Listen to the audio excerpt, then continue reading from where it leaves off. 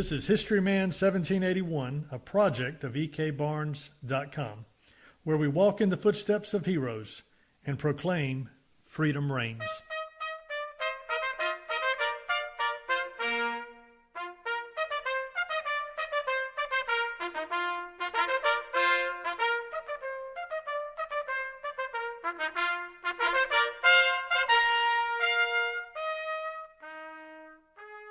We are in the top of the Joseph Kershaw House in historic Camden, South Carolina. On today's podcast, we have L.T. Williamson, an everyday man talking about an everyday soldier in the Revolutionary War. Welcome, L.T. Thank you. Man, you have a fascinating story, and stories, more than one, about your quest to locate and identify your ancestors from the Revolutionary War. Tell us, start us off with how you started this quest. Originally, I was looking to find ancestors, and I was fortunate to find a lady named Rose Marcum, who gave me all the information about the particular gentleman we're going to talk about today, Josiah Marcum. And I'd like to make sure I give her the credit for a lot of the research and information that we're going to be talking about today. That is fantastic. It is interesting. If you look hard enough, there's always a historian within the family somewhere that can tell you everything. Yeah, I think so. It sounds like someone who has a great deal of information for your family, and I know that was a great find for you. So tell us a little bit of how you started on this. How did you find her? How did this all transpire? Well, initially I started with my main surname, of course, of Williamson. And as I traveled through finding those ancestors, I decided to try to find the maternal lines, and that led me through the Marcum line. I did some research on Ancestry.com, and I saw where Rose had posted a considerable amount of information about this Josiah Marcum. And I asked her to share with me what she had, and we got to talking and was able to confirm that my direct ancestor was indeed Josiah Marcum through some of his his descendants. So where was he from? Actually, what I have is in Bedford County, Virginia, is the originating place. Fincastle County, Virginia, New Kent County, all of those counties kind of changed names over the period of time. It's all the exact same location, but of course they changed names. So we're showing him as Bedford County during that period of time was what the county was called.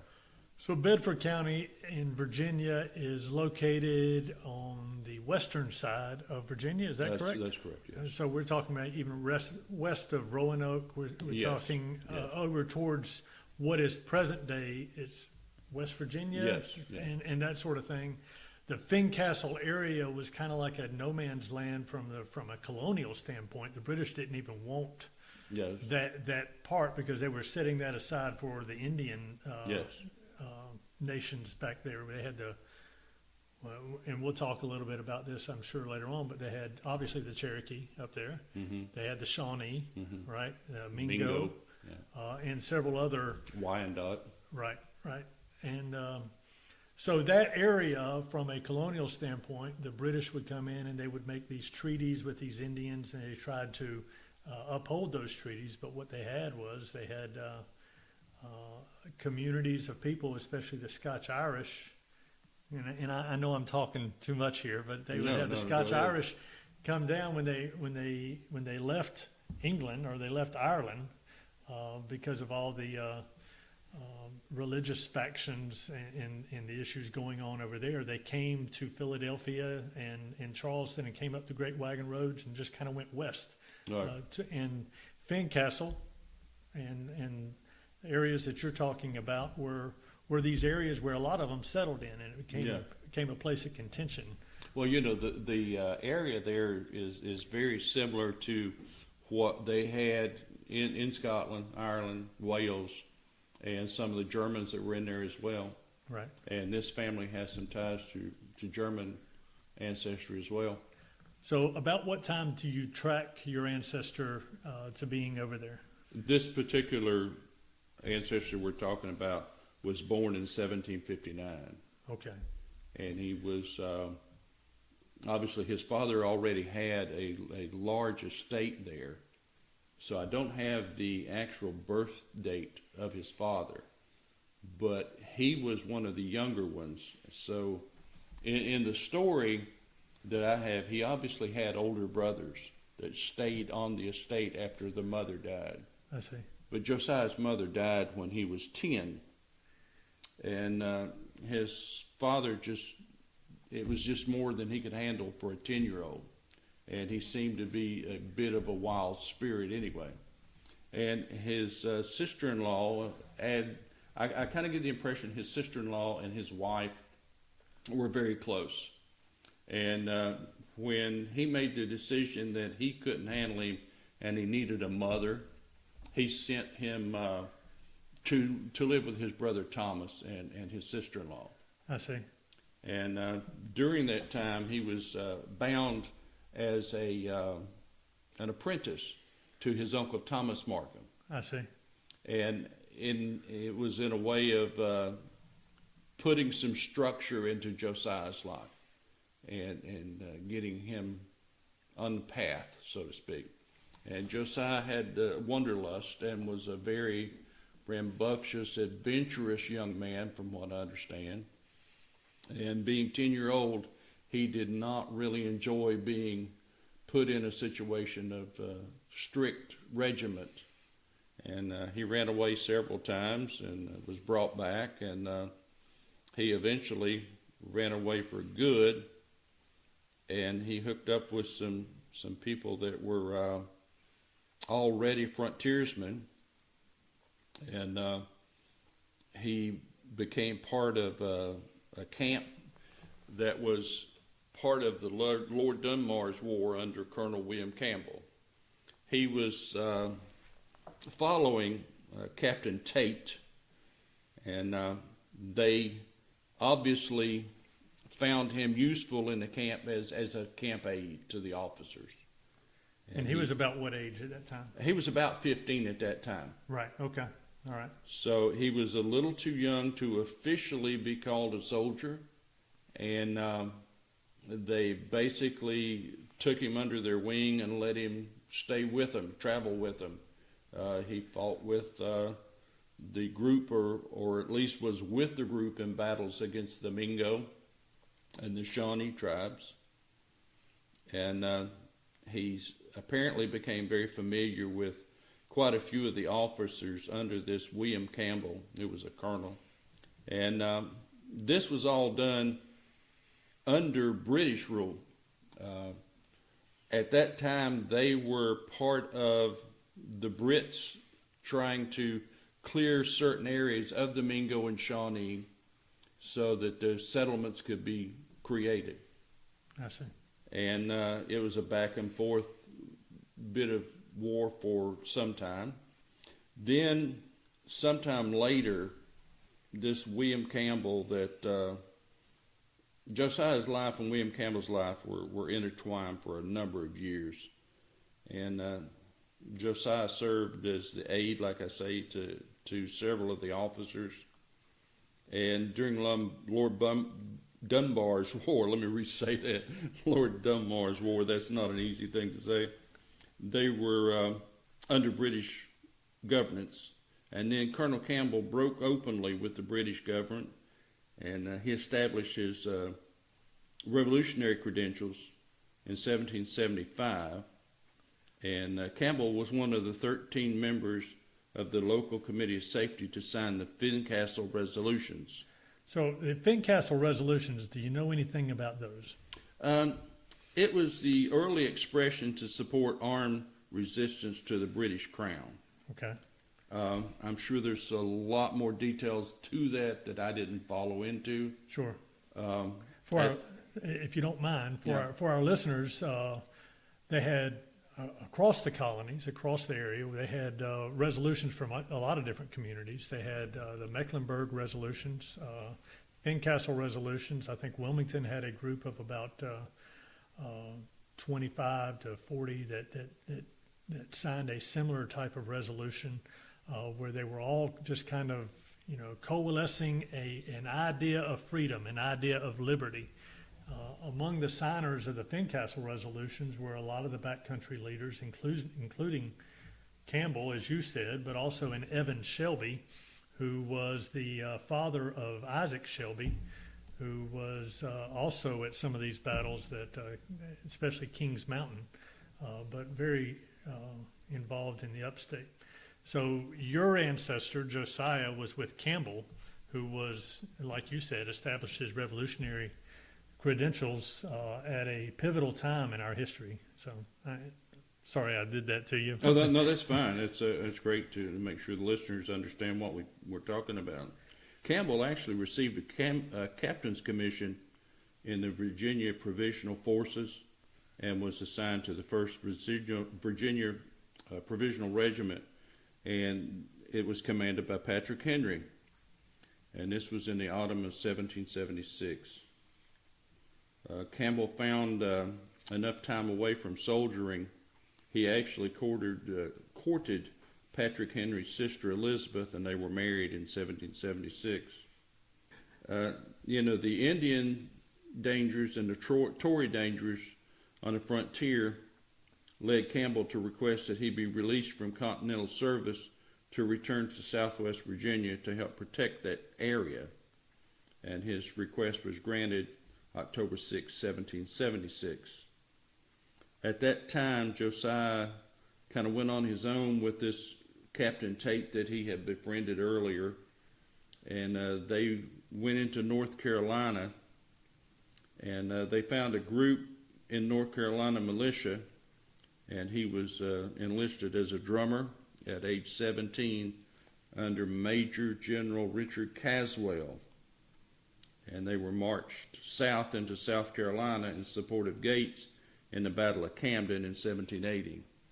And that's kind of what made this a very interesting story for me. I had moved to Camden and had lived in Camden for some 20 years before I started this family research. And I had never been to the Battle of Camden. I had heard about it. Right. And when Rose, the lady, supplied most of my information on this line, and I got to talking, she was saying, well, you're in Camden. Have you ever been to the Battle of Camden? And I said, no. And she said, well, you've got a direct ancestor that was in the Battle of Camden. So that brought history to life for me.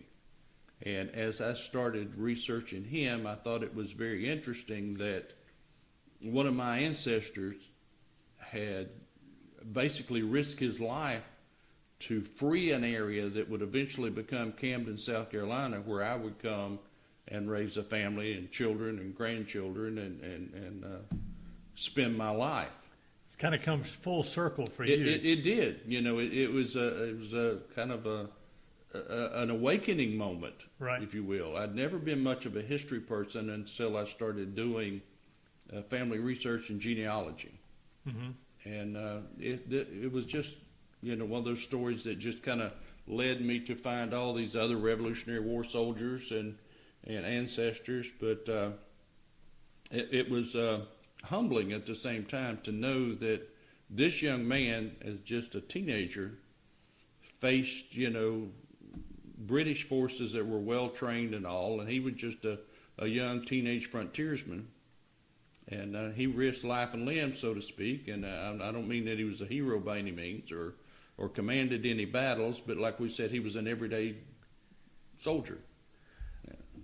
I think that the hero title, just like the histories, are reserved in many respects for the officers, the generals, the majors, the colonels, that sort of thing. You never hear about your ancestor, right. The 16, the 15, the 16, the 17, the 18-year-olds, the 20-year-olds who were just, growing up, growing into manhood, and you never hear about that. That's why I find this particular story so fascinating, and it's actually affirming to the American story.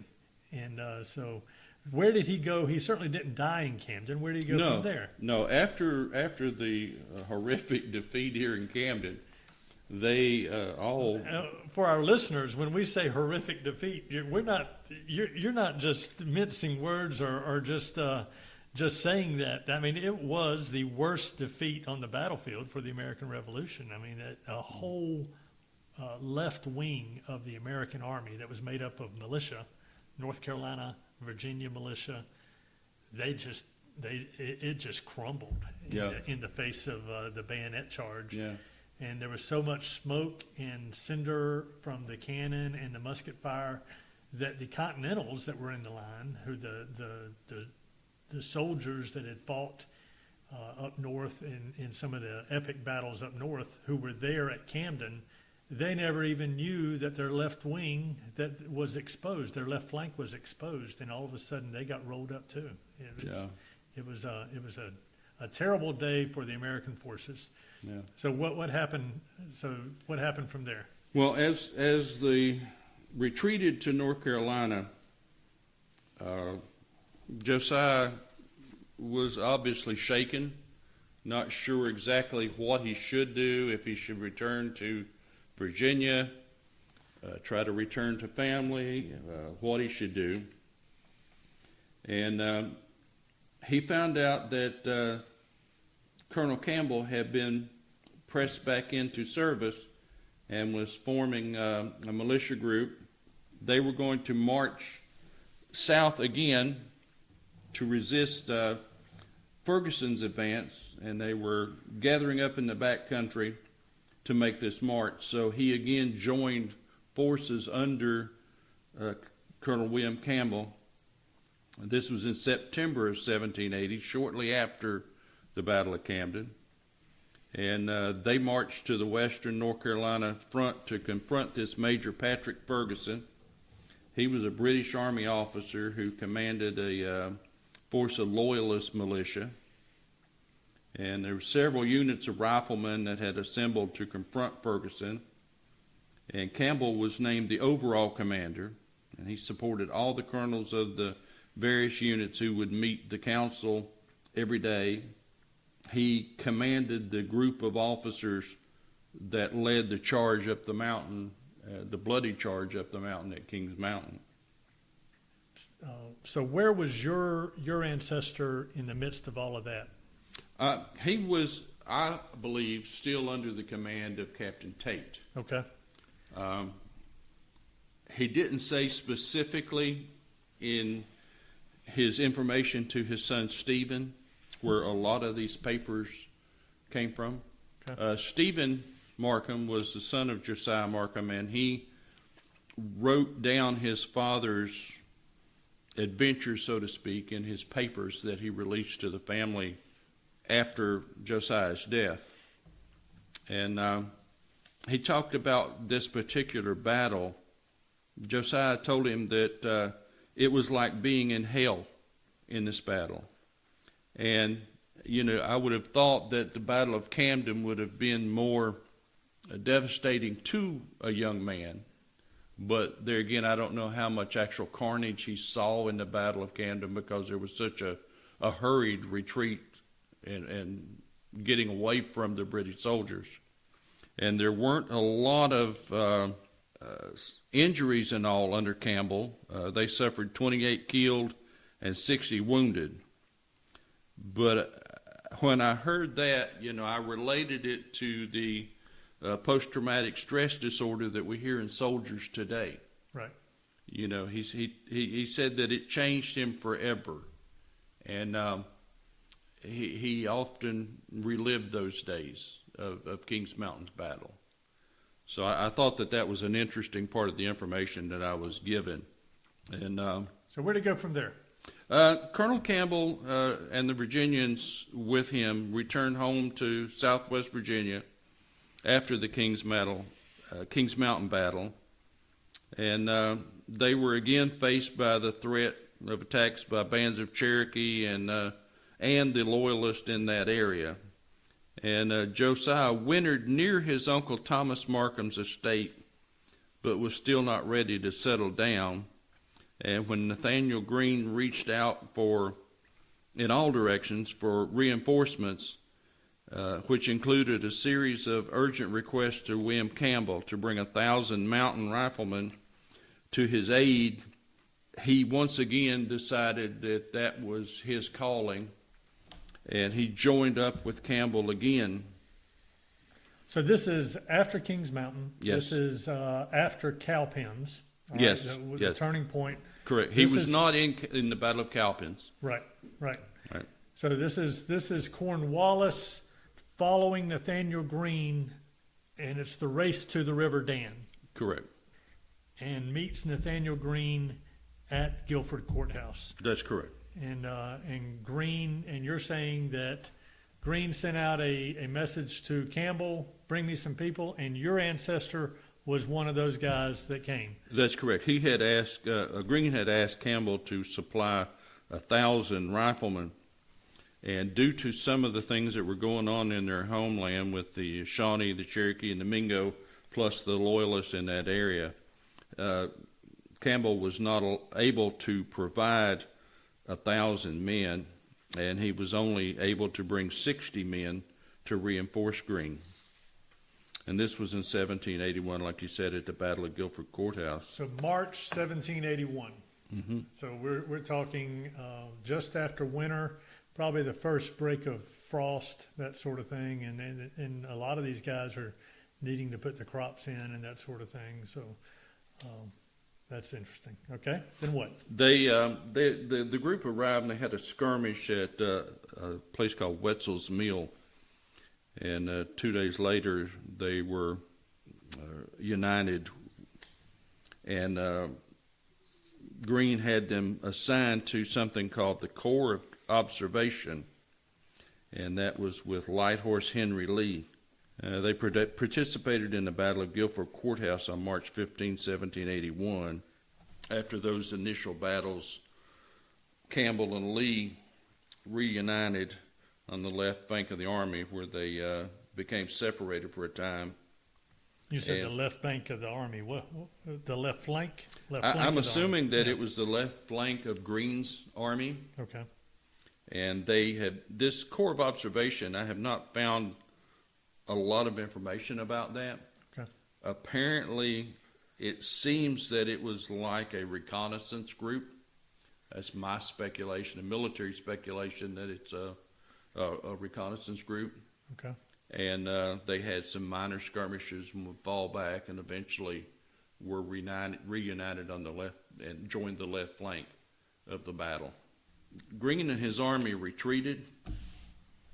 The Brits claimed victory, but it was a very devastating victory for them, and it was kind of retaliation for the Battle of Camden. I feel like, it gave them an opportunity to lay away a lot of British soldiers, and it really impacted Cornwallis's troops.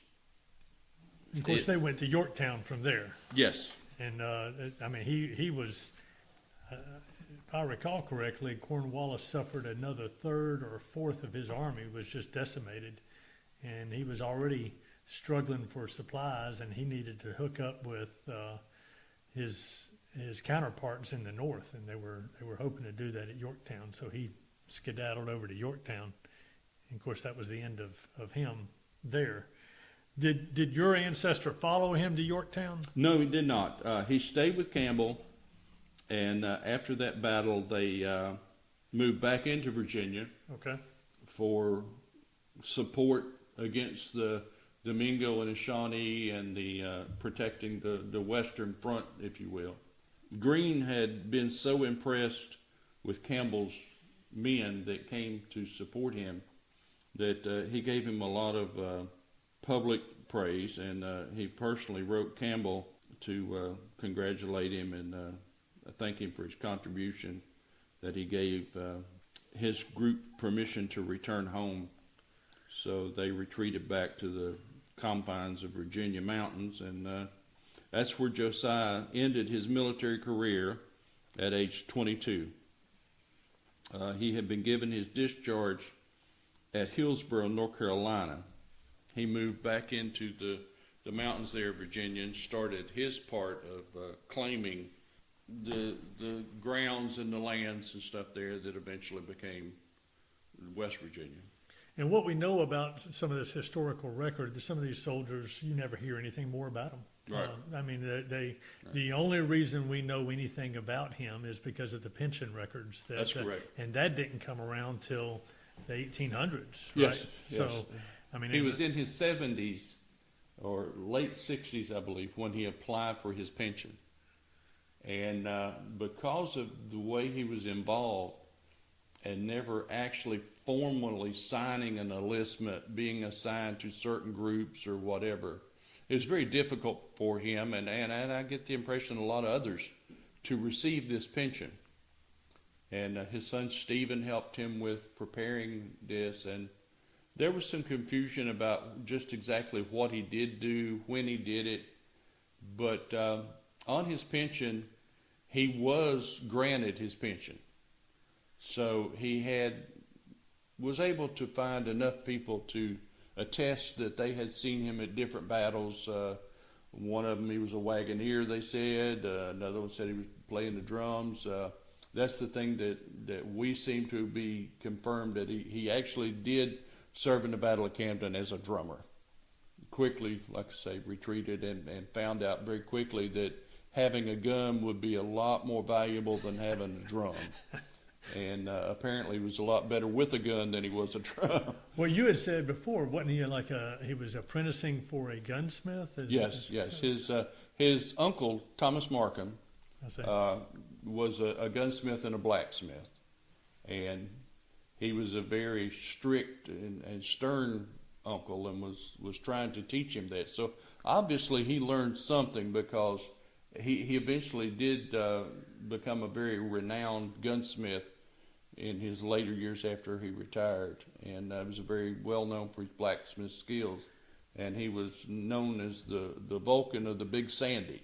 The Vulcan of the Big Sandy. Yeah, and that title has always been interesting to me. That it's on the Big Sandy Fork of the Tug River, near a place called 12 Pole Creek, West Virginia. Very good. And it's also known as the left fork of 12 Pole. And that's where my Williamson line pretty much originated, that tied into the Marcum line. Well, it's a very backwoods part of West Virginia. Well, thank you so much for that great story of an everyday soldier in the Revolutionary War.